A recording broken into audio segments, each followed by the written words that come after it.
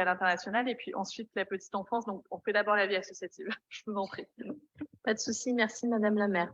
Coopération européenne dans le cadre du projet Santé Once, soutien à l'action internationale via la vie associative de notre ville.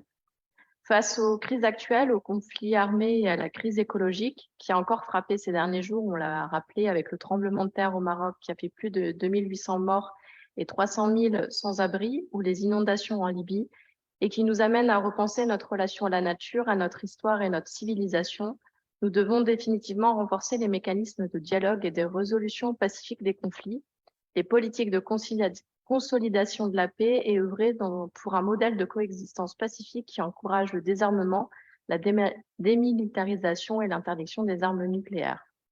Sans digresser, je vous invite d'ailleurs à venir marcher samedi 23 septembre contre les armes nucléaires. Le rendez-vous est à 9 h devant l'Hôtel de Ville de Lyon. Pour cette délibération, j'aimerais mettre en lumière l'association Agronomes et Vétérinaires sans frontières située dans le 7e arrondissement et qui agit depuis 1977 pour soutenir l'agriculture paysanne dans plus de 23 pays dans le monde.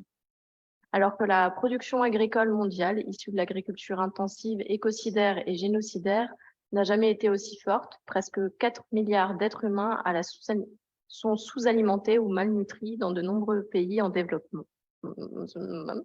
Sous-alimentés ou malnutris, dans de nombreux pays en développement, les gouvernements préfèrent soutenir les grandes industries agroalimentaires au détriment de l'agriculture paysanne. Pourtant, à l'échelle mondiale, l'agriculture paysanne est l'une des réponses possibles aux changements globaux par sa capacité à nourrir la population avec ses effets limités sur l'environnement et donc sur le dérèglement climatique.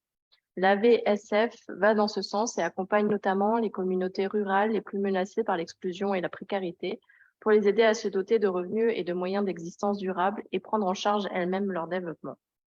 Avec transition, parce que la justice climatique et la justice sociale est un même combat, j'en profite pour présenter un nouvel événement porté par les Maisons du Kurdistan qui est la première journée de la culture kurde qui se déroulera le 25 novembre à l'Hôtel de Ville de Lyon.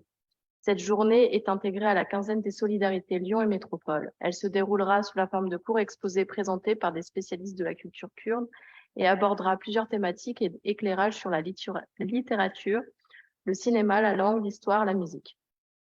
Une mobilisation a d'ailleurs eu lieu dimanche 3 septembre au départ de la place Jean Massé en soutien au peuple kurde pour réclamer et obtenir l'arrêt des offensives turques contre le territoire rouvaja ainsi que la libération du fondateur du PKK, Abdullah Öcalan.